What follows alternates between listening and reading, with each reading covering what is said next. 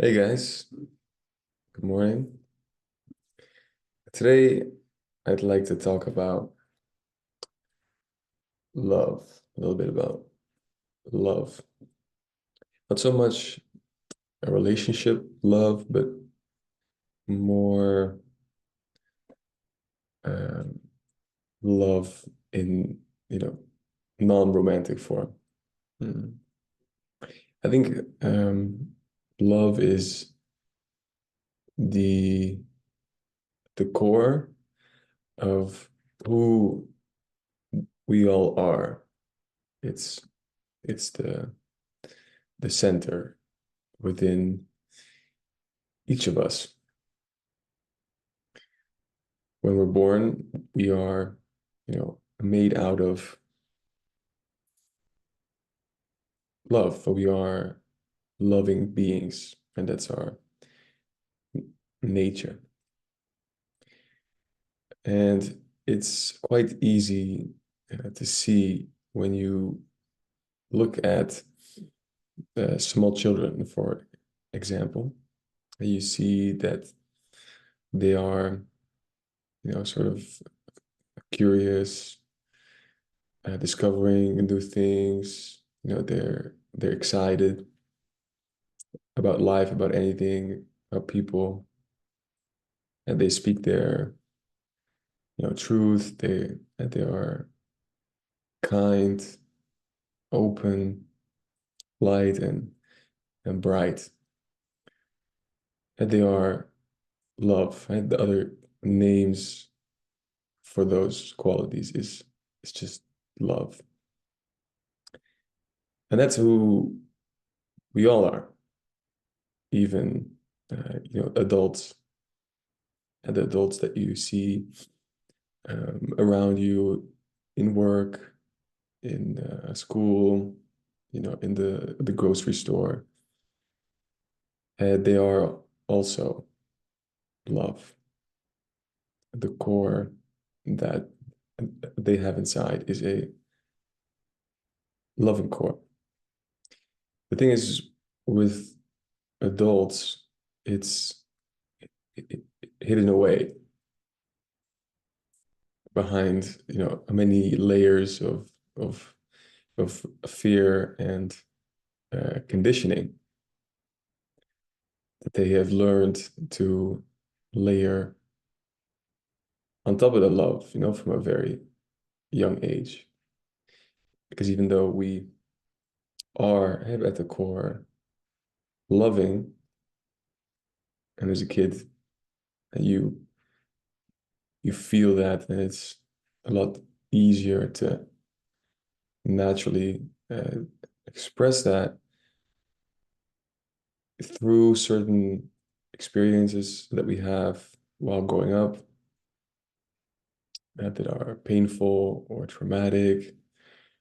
Not even, painful or traumatic, but simply the ways that we learn to look at the world and people, mm, that start to move us away from that, love that we started with. So, for example, it could be that, your parents are hesitant for you as a kid to talk to strangers, and this is not uncommon. And parents do this to protect their kid, because there may be a stranger danger, you know. Um, but the majority of strangers, of people are good, are kind. It's unlikely to happen that your kid is, going to be taken or, you know, hurt. And so a kid, is free and doesn't have this fear, and speaks to people. And maybe you've seen videos sometimes of small kids, um, you know walking through like a mall and greeting everybody and speaking to everybody. And there's this natural curiosity that guides them, guides their behavior. And so if and then a parent comes in and mm, says that they shouldn't do that, and because it's dangerous, and then and the kid learns through to the parents to be afraid of something that they're not experiencing, but that maybe around the corner. And so you have this a natural love for people that gets affected by parents that are teaching their kid certain things or behavior. And those parents have probably learned it from their parents, or if they haven't, they may have read the stories about these things happening to kids, and then they become afraid. But that starts to guide behavior. It could also be right that you had painful experiences growing up, right? So if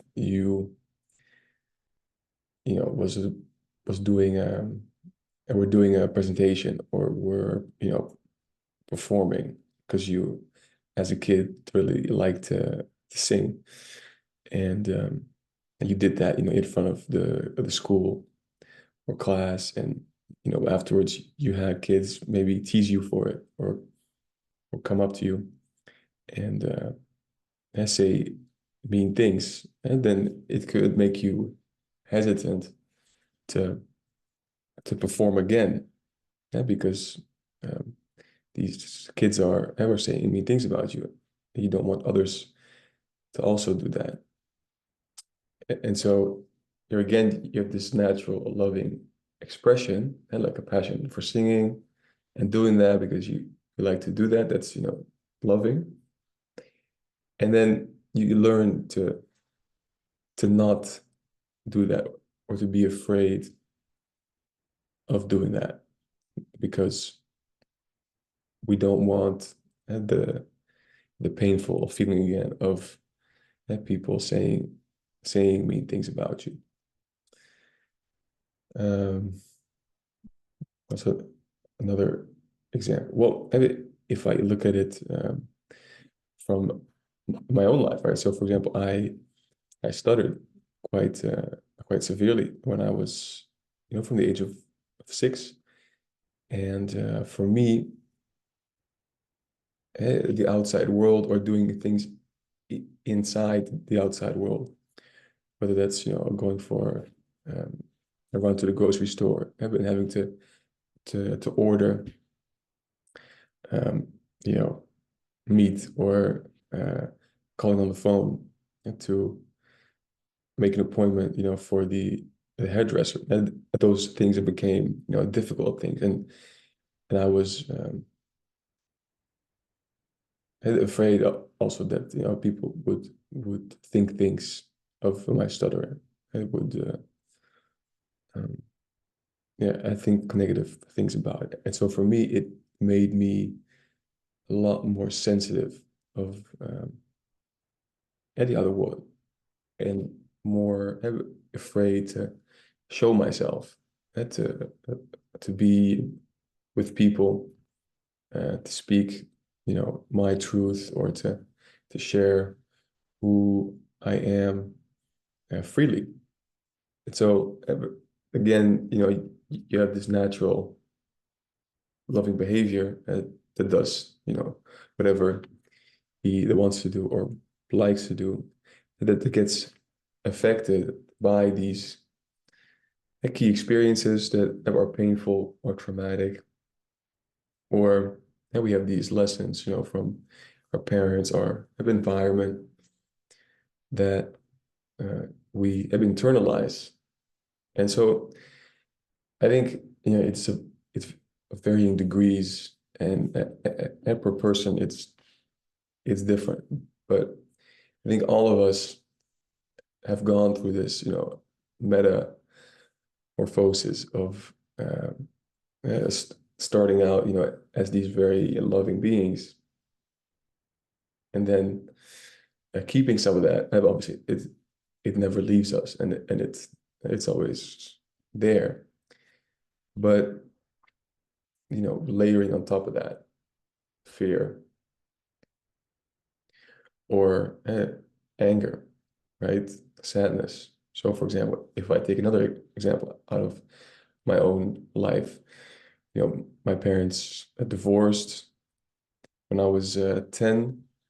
We also moved abroad when I was 13 to Germany with my mother and two sisters. Well, my dad stayed in the Netherlands.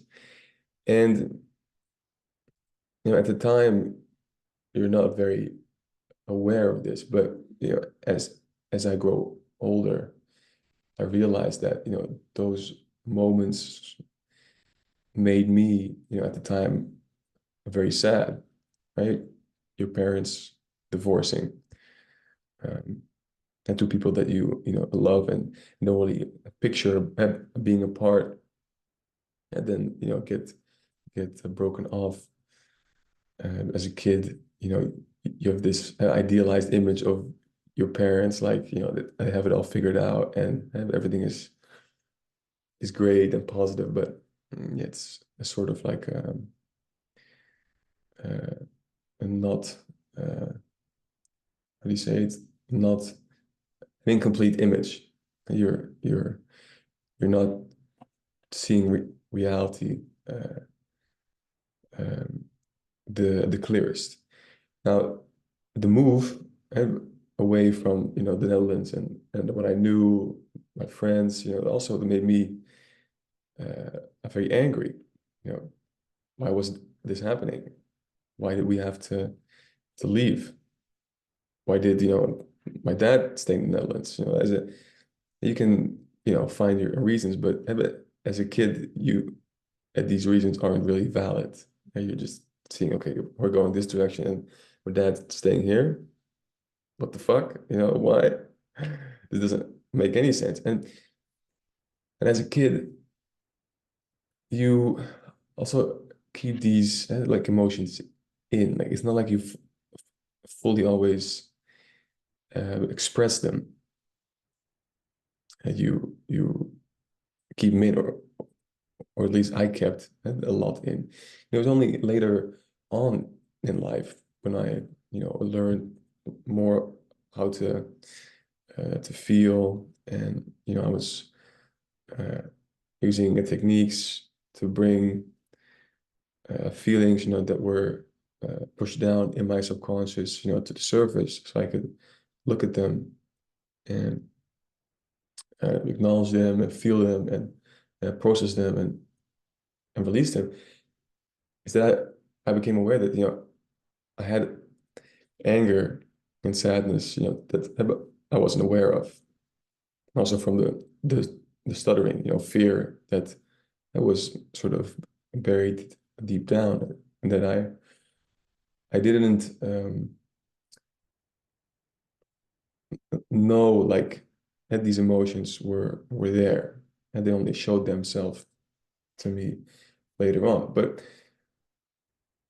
what I realized through it is that we all have these experiences that um, we feel very intense emotions around, anger, sadness, or fear, but that we don't fully process or feel, or that we feel them, but we don't let them go, and we keep feeling them, and so they stay stuck in subconscious, and they start to affect the loving core that is within us. And so it starts to affect the way that you feel. And for me, it was that I didn't really feel much. It was like I shut off, from my emotions, right? So that was a way for me to cope with uh, the feelings, right? It also caused me to hide more from the world, because of the fear that I had of speaking, to people or being around people. Um, it also like caused me to, I don't want to say what caused me, but it numbing, or it led me to wanting to find some. It led me to finding other ways to suppress the emotions, right? So for me, this was through weed, and I was so scared to feel things, and so weed for me was a way to um, mellow me out, and also to keep the feelings suppressed. And regardless of those feelings, it's always nice to remember that that love is still there, and you can always access it whenever you want. You can return to it. And either way, you always return to it. And there's no way you can't return to it, because it's it's you.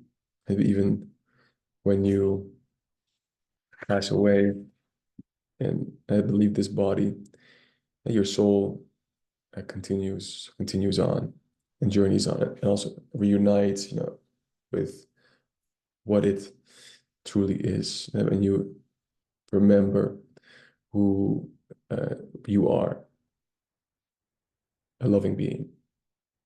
So, but you can return to it also in this life. You don't have to wait until you die. You can return to that love now. And how do we do that? Well, it's through feeling, through going to those emotions that you have, and uh, looking at them, and moving a little bit closer to them. It's sort of you can see them as a person, sitting on this bench, and maybe you're walking around the corner, and at first you see them, maybe before you just walked, past and didn't really acknowledge them, but now you look at them, you see, hey, there's someone sitting there that I know, and maybe you move a little closer and get a better look, and or maybe you sit up on the bench and sit next to them and start spending time with them, or speaking to them, listening to them. you know Over time, you become more comfortable, and this is a visual of um, seeing your emotions as this person really helps me in um, uh, understanding my emotions as this, a separate thing that happened. This personality that behaves in different ways than I do as a whole. Um, and this idea of being able to speak, to a person that speaks back, from that emotion is for me powerful, and it facilitates the dialogue and um the the acknowledgement and the healing. And as you spend time with your emotion, you start to feel more comfortable. And the feeling, that was suppressed, starts to come forward. And you don't really have to do much to generate it. It's just something that starts to happen. It's not like you need to go look for your emotions, although you can do that. It's something that I also do through writing or through reflection, or speaking to a family about things. But your emotions are something that will want to come up naturally. It's unhealthy and unnatural for your body, your system, your mind to suppress these emotions and experiences. It takes a lot of effort and is tiring. It needs a lot of energy. So your body automatically already brings these things to the surface. It's just that normally we're used to suppressing or distracting. Sometimes maybe even when we're unaware that we're doing this, it's just a natural reaction. We'll have nothing to do, and then we grab our phone or we watch Netflix. There's no silence during the day, no moment where we're not taking in anything. And so you don't really realize that you're having all these emotions beneath the surface, because you're just on, and there's this input the whole time. But even for those people, even in those moments, maybe your emotions come forward during the day, right? And so what really helps me is to be aware, to notice of when these emotions are knocking on your door. And the once you start to shift your focus towards noticing these emotions and recognizing these emotions, like, oh, hey, I'm feeling fear now, I'm feeling angry, I'm feeling sad, whatever it is, you start automatically during your day to notice more of these moments that were always there, but that you didn't pick up on, because you were distracted. And the second thing that then helps is to recognize, but also allow them, right, to be there. Just allow them to take up space, to feel the way that they do, to bring the sensations that they bring, to give them a seat at the table. My dad, used to always say, and just give them a seat at the table. And uh, li limit yourself from trying to want these emotions to go away. I had to kick them out the door as fast as possible, but simply look at them, allow them, see them,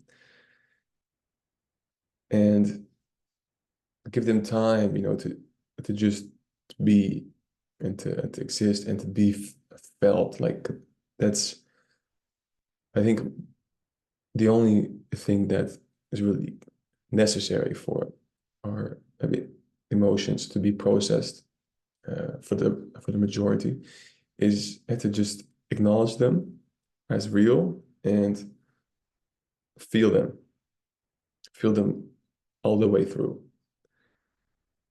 Because you have to realize that back when we had this painful experience that generated this, painful emotion, we didn't, feel it probably all the way through, which is why they're now still inside of us and knocking on the door.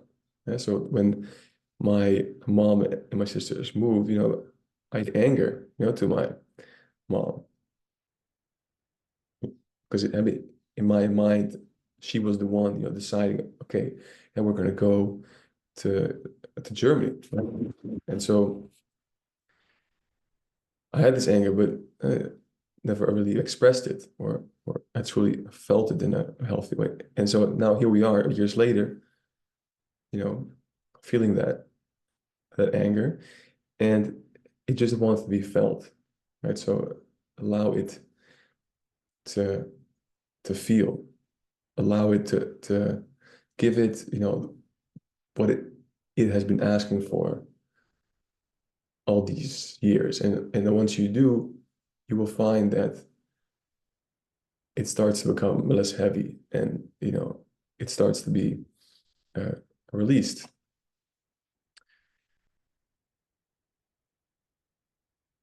Now, another thing that really helps me is to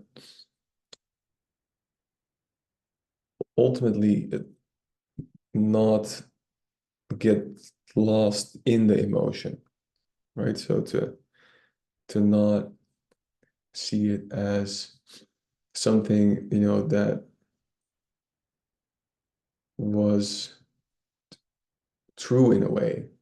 It's just an interpretation that I had, So, for example, with the stuttering, right? Even though I stuttered, in the reality of things, there was nothing to be afraid of.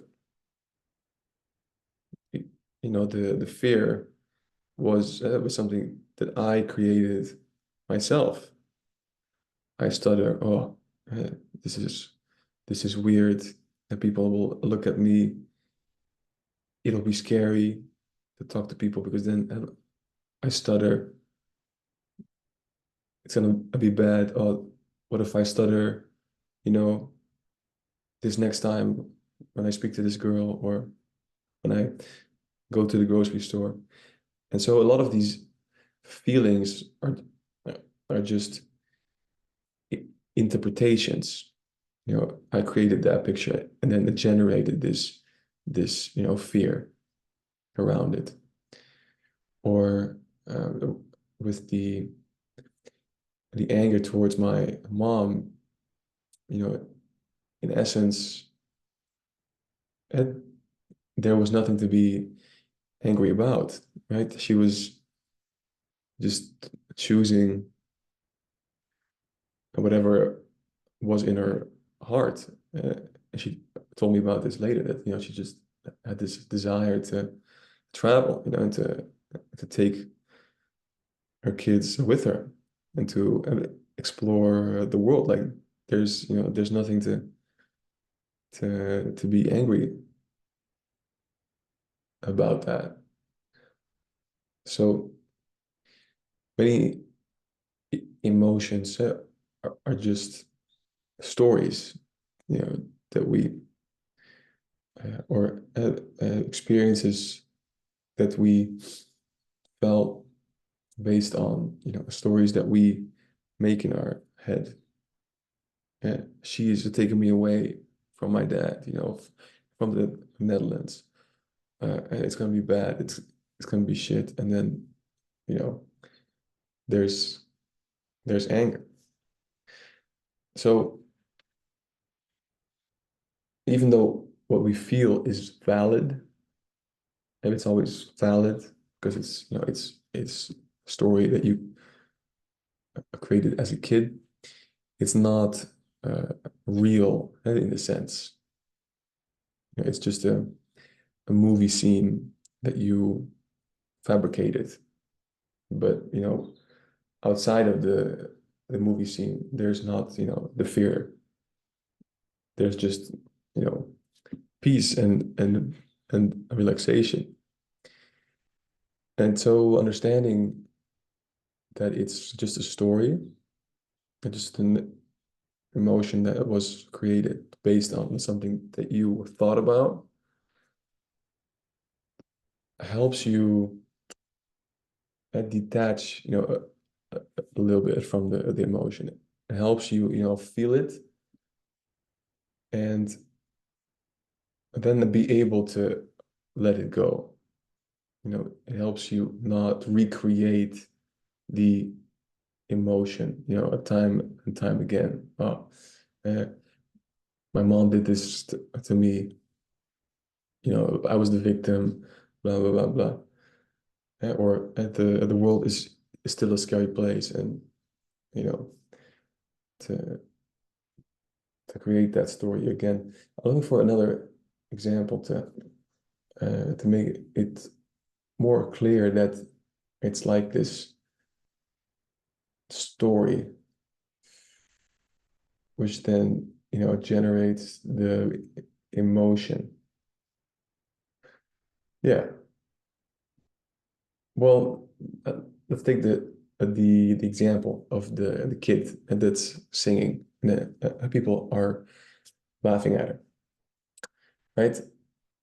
In essence, that doesn't matter, right? The fact that people laugh at you when you sing is unpleasant, of course, but it doesn't mean anything about you. Your value as a person still stays the exact same. Uh, uh, It's not like it it changes, because people say something about you. It's just something that people do, but even though it's directed at you, it's not. It doesn't have to connect to you, because you're still your same wonderful person. And so, even though you are still the same wonderful person, because you're having this experience, you create the idea, oh, hey, it's not, safe, for me to perform, or it's important to care what the other people think, or that they are laughing, and this means I'm doing something wrong, or I'm not good enough. And so you create that idea. It's something that you attach on. It's triggered, by the experience that takes place, but it's still something that you create, right? And then you bring that idea inside you, and then this starts to shape your emotions and your experience, right? So you and then feel a bit insecure, right? So it's a story that then you take with you inside you, but outside of the story, it doesn't matter at all. And what confirms this is that later on in life we realize that, okay, and it has nothing to do with me as a person. It was just people, kids trying to be cool to each other, or whatever, or they were insecure themselves, and so I tried to take somebody down so they could feel more up, right? And so later on we can detach more. Um, so the stories, right, that we have are often not real, but just stories. And this helps you when you encounter those emotions to feel them, right? And also give yourself the allowance to feel them, right? Because they are just stories, right? So you can be less scared of them, because it's something that's not truly real in that sense. And this is great because it helps you process them, without creating more of those emotions. Um, it gives you like this um, more of like an observer, observing a position, as opposed to, being in the trenches of those emotions. You are observing, these emotions come up, but they are not um, tied to the core of you, but just this story. So as you do your, regular day things, your life things, things will start to come forward, and it's time to celebrate those moments, because whenever they come forward, it's another opportunity to feel and to process, things that were not processed, that were suppressed. And the more you do that, uh, the better like you start to feel, and the better I start to feel, and the more access you have to your creativity, the the more happy you'll feel, the less numb, the more joy, you'll feel more comfortable in your body, and there's more peace. And all of that is a consequence, of simply spending time with the feelings and being compassionate towards them. Another tip from my own experience is that you have to be wary of how you behave, towards the painful emotion. So again, it helps if you look at them as a real person. So imagine for a second that you're speaking to your friend, and um, your friend is going through something, maybe a breakup, and she's expressing her emotions, and you know you want that to sort of get it over with, right? The story, right? And this and that starts to have an effect the way that you feel and the things that you say, and your friend notices this. What do you think the friend's reaction is? It's not to be more open to you and to share the emotion, but it's to close off because she feels it's unsafe, and you're not there to really listen to her. You're there to get it over with, so you can do something else again. That's not, loving, and that's something else. And so similar to how you would treat a friend that comes to you with a painful story, you have to treat, these emotions also in that same way. So not wanting them, to go away, but are really, being there with them, and giving them space, giving them time. And sometimes it takes multiple instances of being with that emotion. Something that I started doing is whenever I feel something to just be there with the compassion.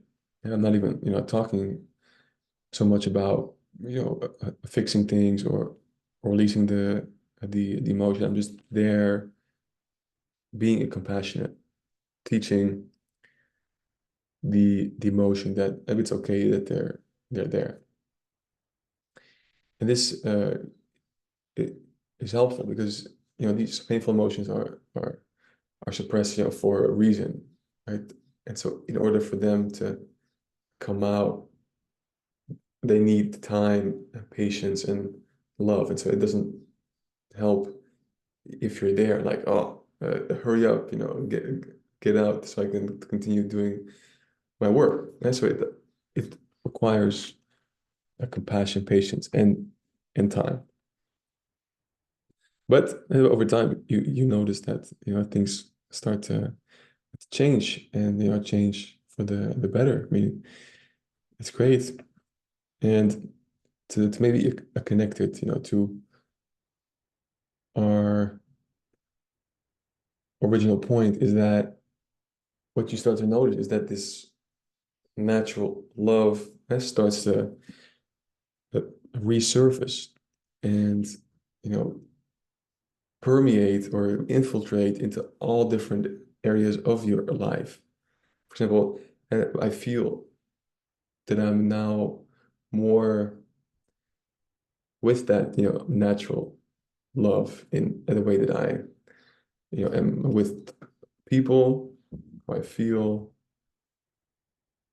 confidence, but also the way that I do my work, think about work, think about the future. It's just all a bit more loving, everything that has this improved feeling, and it's fantastic. Um, and it's kind of funny how